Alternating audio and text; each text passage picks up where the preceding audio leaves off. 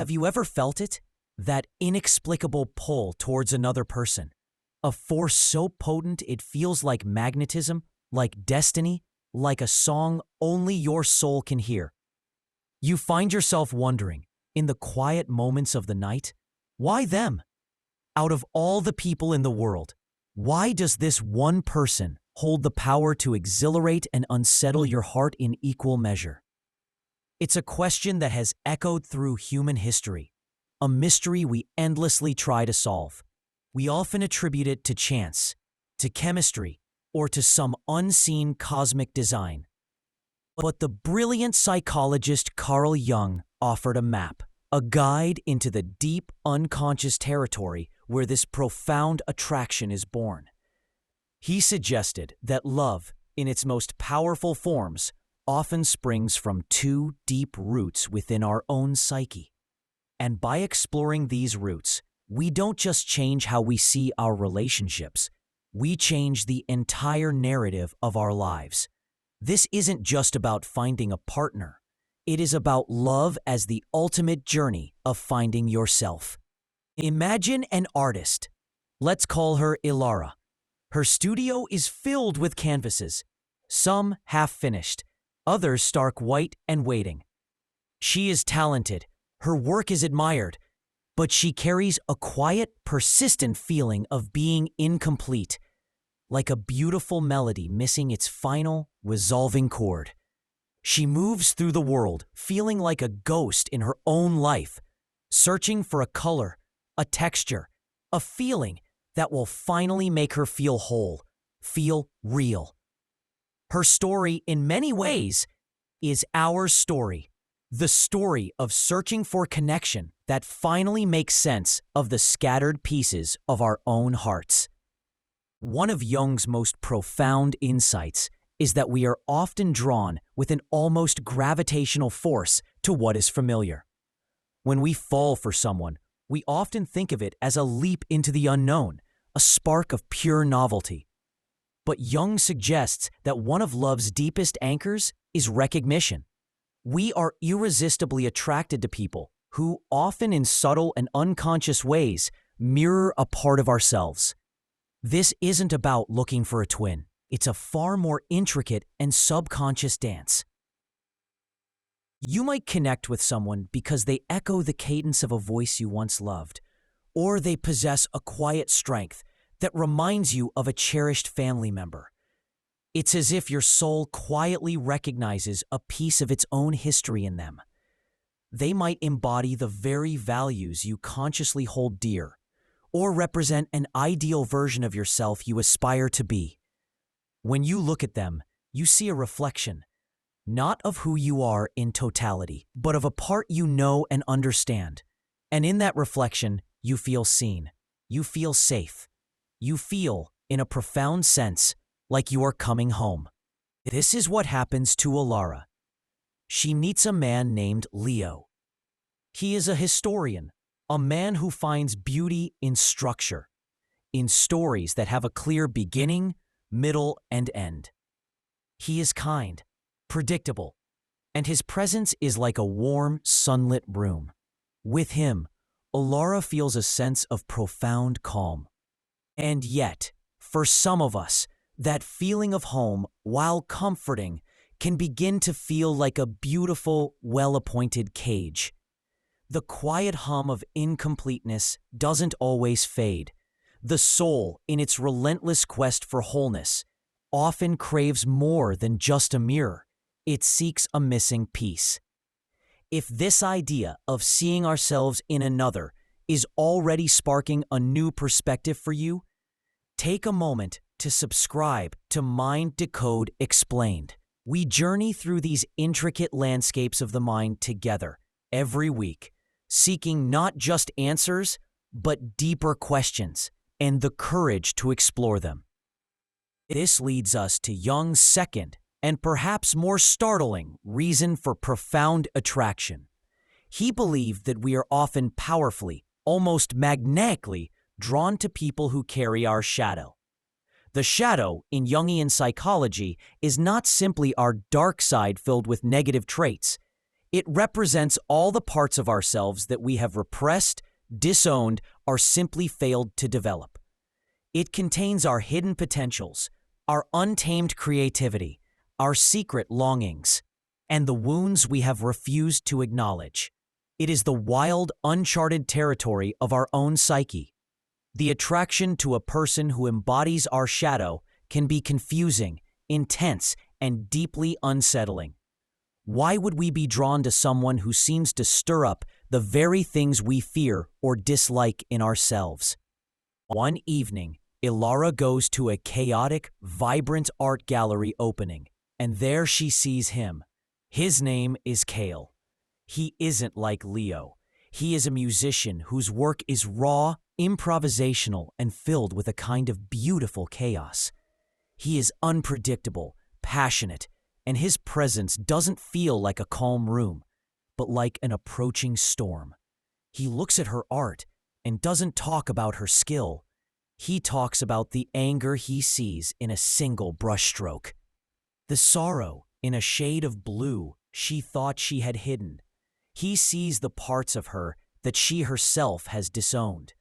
And to her own astonishment, she is not offended. She is captivated. She is terrified. And she is undeniably, powerfully drawn to him. Carl represents Elara's shadow. He embodies the spontaneity she has suppressed in favor of discipline, the raw emotion she has painted over with technique, the chaos she has so carefully ordered out of her life. This attraction to the shadow is one of the most misunderstood aspects of human connection. Our culture often simplifies it with the cliché, opposites attract. But this is far deeper than a neat person being drawn to a messy one. This is about being drawn to the missing parts of our own soul. As the renowned therapist Esther Perel often discusses, desire is often fueled by a degree of otherness and mystery. The person who carries our shadow is the ultimate other because they represent the foreign country within ourselves. Jung would say that we are projecting our own undeveloped potential onto them. We see in them the life we haven't lived, the words we haven't spoken, the courage we haven't summoned. The intense fascination or irritation they provoke in us is a powerful signal. It's the psyche's way of saying, "Look here. This part of you exists. It is asking to be seen." This is where the journey becomes perilous and also where the greatest treasure lies. A relationship with a shadow carrier is often turbulent. It can be filled with conflict and misunderstanding, because in arguing with them, we are often arguing with the disowned parts of ourselves. We might criticize their recklessness because we have suppressed our own desire for freedom. We might be angered by their emotional vulnerability because we have built walls around our own heart. This is a common misconception about this kind of connection, that it is inherently toxic. While any relationship can become toxic, a challenging, shadow-based connection is not automatically unhealthy. The difference lies in awareness. A toxic relationship keeps you trapped in a repeating cycle of pain. A transformative one, however difficult, forces you to grow. It holds up a mirror, not to what you are, but to what you could be.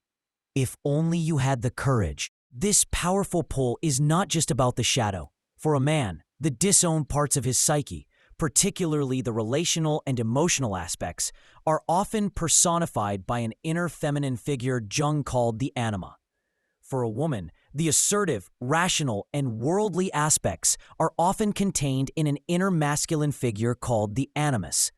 When we feel that soulmate connection, that sense of immediate earth-shattering recognition with someone, we are often projecting our anima or animus onto them. We see them not as they are, but as the living embodiment of our own soul's missing half.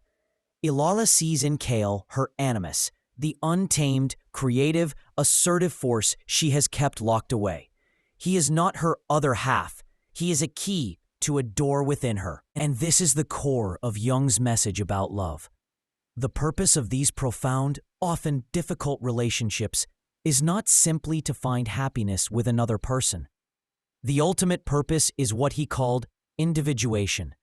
Individuation is the lifelong process of becoming the most whole, authentic, and complete version of oneself.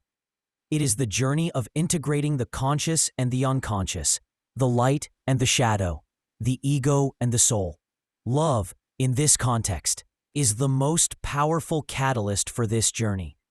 The other person acts as a crucible, a sacred container in which our own transformation can occur.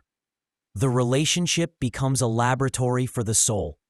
The conflicts become the experiments. The breakthroughs become the discoveries. For a long time, Elara is torn. She swings between the safety of Leo and the intensity of Carl. Leo's world is comfortable, but it feels like a beautiful painting she is merely looking at. Carl's world is terrifying, but it feels like she is the paint itself, messy and alive. She believes she has to choose. This is the great illusion we all face, the belief that we must choose between safety and passion, between the light and the dark. But the path of individuation is not about choosing one and discarding the other. It's about integration. It's about realizing that you need both. The breakthrough for Elara comes one night in her studio. She looks at her sketches of Leo, precise, controlled, beautiful. Then she looks at the chaotic, visceral splashes of color inspired by Carl, and she finally understands. They are not two different paths. They are two halves of the same map, a map leading back to her own center. Leo is not just safety. He represents her capacity for dedication, for structure, for building something lasting. Carl is not just chaos. He represents her capacity for passion, for authenticity, for breaking free from her own limitations. He is the wildness she needs to make her art and her life truly breathe. To demonize one and idealize the other is to remain fragmented. This understanding changes everything. It dismantles the myth of the perfect partner who will complete us.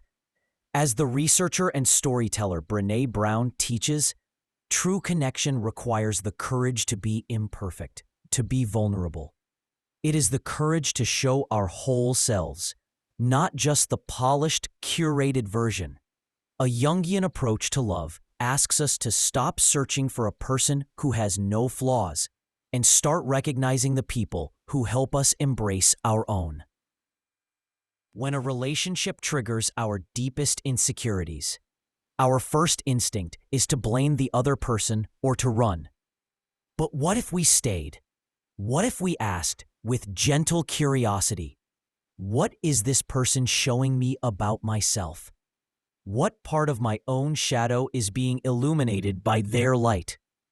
This doesn't mean enduring abuse or disrespect. It means learning to distinguish between a relationship that is destructive and a relationship that is productively deconstructive, one that is dismantling our false self so our true self can emerge. When we realize that our intense feelings for another are often fueled by these unconscious projections, it doesn't diminish the magic of love. It deepens it. It gives it purpose. We begin to see our partners not as saviors or villains, but as sacred mirrors. We learn to take back our projections. Instead of saying, "He is so brave," we learn to say, "He inspires me to find my own bravery." Instead of thinking, "She is so compassionate," we begin to ask, "How can I cultivate that compassion within myself?" The relationship transforms from a codependent search for completion into a co-creative journey of mutual growth. Elara's story doesn't end with her choosing Leo or Carl. It ends with her standing before a new, vast canvas. She begins to paint a self-portrait, unlike anything she has ever created before. It has the structure and grace she learned from her connection with Leo. But it is also filled with the wild, untamed colors and raw emotion awakened by Kale. It is a portrait of a woman who is both light and shadow, discipline and freedom, serene and stormy. She is no longer looking for a missing piece in another person, because she is actively reclaiming the missing pieces within herself. The love she experienced, both the gentle and the turbulent, did not complete her. It broke her open so she could begin the sacred work of making herself whole. Ultimately, Carl Jung's perspective invites us into a more mature, more courageous, and infinitely more rewarding understanding of love. Love is a dynamic force because we are dynamic beings. It connects us to others, yes, but more importantly, it connects us to the undiscovered continents within our own souls. Whether we are drawn to the comfort of the familiar or mesmerized by the mystery of our shadow, every profound connection is a classroom. Every partner is a teacher.